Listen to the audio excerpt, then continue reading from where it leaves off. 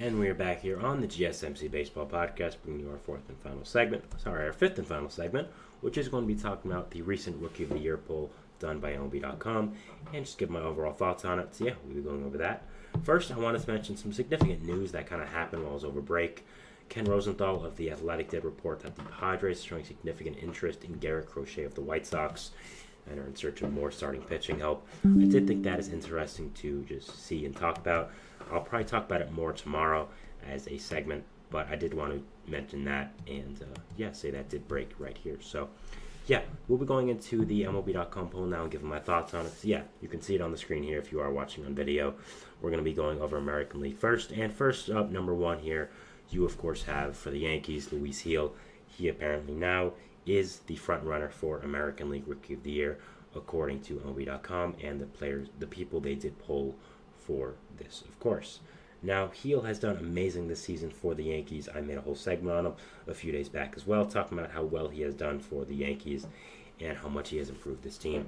I mean, he has an ERA of under 2, and also, other than that, his peripherals are also great. It's not like he's just doing this as a fluke and he's not going to continue with it. Everything is showing that he probably will, and he's going to end up being a really, really great pitcher for this Yankees team. So, do I think he should be number 1 in AL Rookie of the Year? No, honestly, I think he'd probably be number 2. I think he's having an amazing season so far.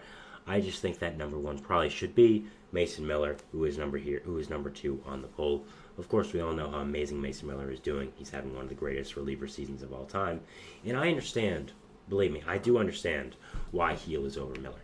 It is saying a great starting pitcher is better than an incredible closer. And I agree with that. I think that overall, Gil is a much more valuable player than Mason Miller because he's having an amazing season as a starting pitcher. Miller's having a once in a lifetime season, but as a closer, he only pitches 1 to 2 innings per game, while Gil pitches 5 or 6, maybe even 7. He's always going to be just more valuable. But I think when looking at the Rookie of the Year and just thinking who's better, to me, it's Mason Miller. He's having one of the greatest reliever seasons we've ever seen in our history. He's making this A's team single-handedly significantly better than we thought, and I do think he should be number 1 here. I think he's having a better season than Gil, and I think that he should be number 1 with the amazing season he's having. Now, it takes a lot for me to say that a closing pitcher should be over a starting pitcher, but that's how amazing Mason Miller has been. That's how great he's done, and I do think he should be number 1 in this poll here. But this is probably what I would have as my number 1 and 2 as well. Really no complaints as the actual players. I'd maybe again have the order different, but at the same time, I understand it and I understand why they're doing it. Number 3, I think, is a great decision by MLB here, having him at number 3, Colton Cowser.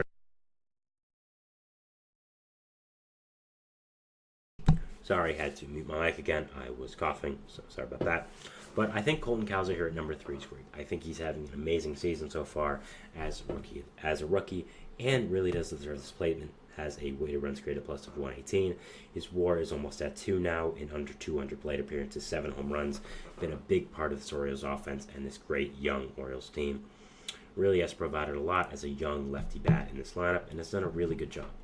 I think that overall Cowser deserves this placement. I'd also have him as number 3. I think he's the best hitter in the AL Rookie of the Year discussion right now. I think this placement is very deserved. And yeah, he's having a great season. Just Miller and Gil are having better seasons and are doing better than him. But still a great season for Cowser. Been a big part of the Orioles team this year. And yeah, just a really good placement there, and I would agree. Number 4 here, we have Wilyer Abreu of the Boston Red Sox. Number 4 here on this list. I think, again, this is a perfect placement. I think him and Cowser are clearly 3 and 4. He's had an amazing season so far. Under 200 plate appearances. Same WAR as Cowser, 1.7. Better weighted runs created plus, 6 home runs. Been a really, really big part of this Red Sox offense. Done absolutely amazing for this team. I mean, really kind of came out of nowhere. I, of course, knew about him and, I knew he was a top prospect, but I did not expect him to do this well kind of right off the bat. I didn't think that he would be this much of a difference maker for this Red Sox team. He's done absolutely amazing and just been really, really great for this team. So, yeah, props to him, and he's done a really, really fantastic job for this Red Sox team. being in that lineup and hitting. So really good job for him. Been a great player, and I think this placement is well deserved. I think it's correct, and I think that overall it is, very deserved. So yeah. Number 5 here for the AL, they have Wyatt Langford of the Rangers. Now, if you've watched the show for a significant amount of time, you know I love Wyatt Langford. I think this guy's a superstar in the making, but it's just he hasn't done great this year so far. It's been very injury prone, and when he's been on the field, he hasn't done great, especially for a guy who is the DH on this team. Now, he's looked a little bit overmatched. Maybe they called him up a little bit early. And usually I would say, okay, I understand that he probably in the future will end up being higher on the Rookie of the Year list because I think he's going to perform very well in the rest of the season, mainly in the second half. But so far, he just hasn't done great. But at the same time, there's not many other guys who I think are equal to this Rookie of the Year placement right now. So at 5, I think it's okay. I think with the pure amount of talent he has, I think putting him here at number 5, kind of projecting, makes a lot of sense, and I think is a good idea. Now, if there is any player who I would put at number 5, I think it will be Simeon Woods Richardson of the Twins. Done absolutely great out of the rotation this year for them, having an ERA under 4. An ERA 3.05, significantly under 4. Done a great job for them. I'd probably have him at number 5, but I understand why they have Langford here. His talent is remarkable, and he is going to have a great career in MLB, so I understand it, but I'd probably change it a little bit having Woods Richardson here. Going into the National League now, number 1 and number 2, I have absolutely number 1, I have no complaints about. Shota Imanaga, I think, of course, is the clear-cut number 1 favorite for the NL Rookie of the Year right now. Probably is the Cy Young favorite overall in the NL anyways as well, which would be insane, a rookie pitcher winning Cy Young. I mean, what is there to say about Imanaga that hasn't been said? I mean, he's done absolutely incredible this year, been having one of the greatest rookie seasons in MLB history, just took the league by storm, was a guy who was under a lot of discussion this offseason, thinking how good he really is. Does he deserve the contract the Cubs are going to give him? Is he really an MLB pitcher with all the question marks he has about his team right now?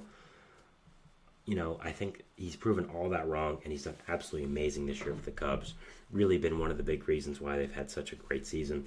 And yeah, what is there to say about Imanaga that hasn't been said? I think this is a very fair placement. I'd have him at number 1. He's probably the Cy Young anyways, so yeah, definitely makes a lot of sense and done amazing. Number 2, I also have no problems with. Yoshinobu Yamamoto has done great for the Dodgers. Made 12 starts, ERA 3.32. His peripherals say he's done even better than that as well, so he might be having some positive regression. I think that overall this is a great spot for him.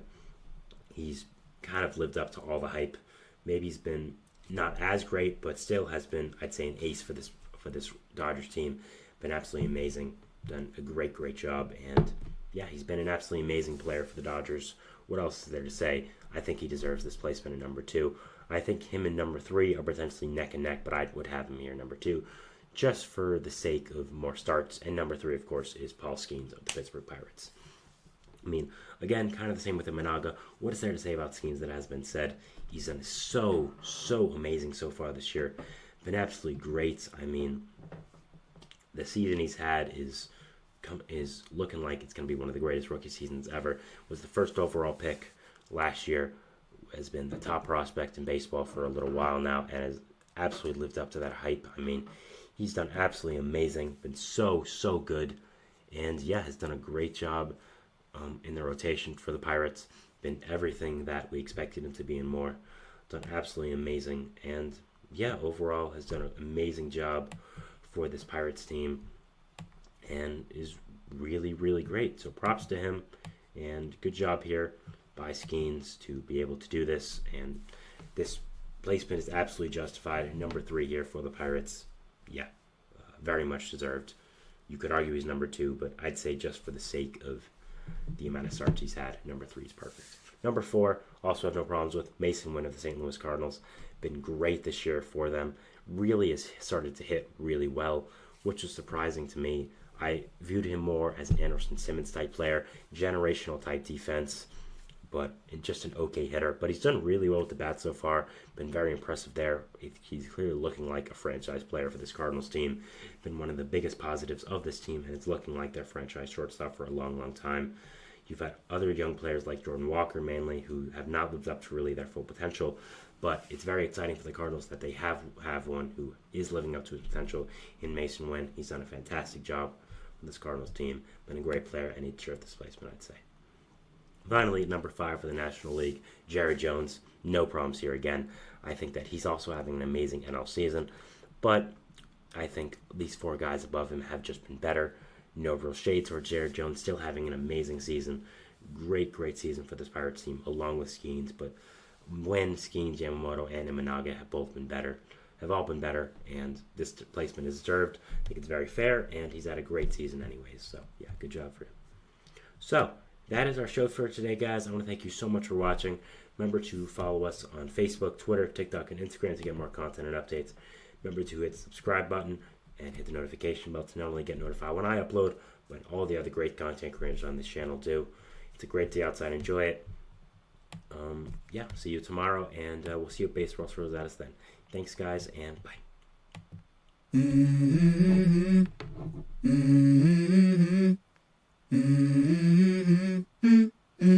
Let's go. I wake up to a little bit of drool on my pillow, feel like it's gonna be a bad day.